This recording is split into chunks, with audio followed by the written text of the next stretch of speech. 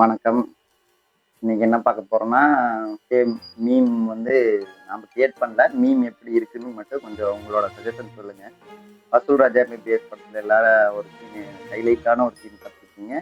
Prakash ராஜும், Crazy மோகன் 2 பேரும் பேசிக்குவாங்க. இந்த ரவுடிகள்லாம் டாக்டர் ஆயிட்டா என்ன ஹாஸ்பிட்டல் அட்மாஸ்பியர் எப்படி இருக்கும்? வார்த்தைகள் எப்படி இருக்கும்?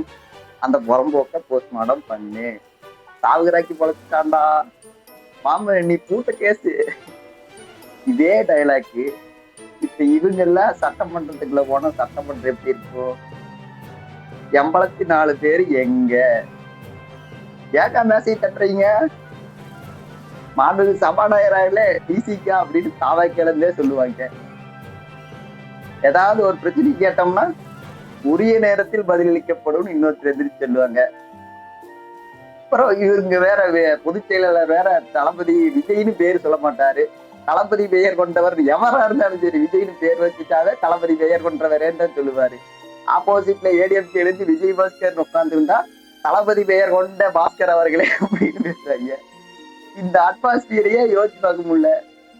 அன்பார்லிமெண்ட் வேர்டுன்னு ஒண்ணு இருக்கு. ஆனா இவங்க அன்பார்லிமெண்டே நடத்துவாங்க போல இருக்கு. உங்களுக்கு என்ன தோணுதுங்கிறது நீங்க சொல்லுங்க.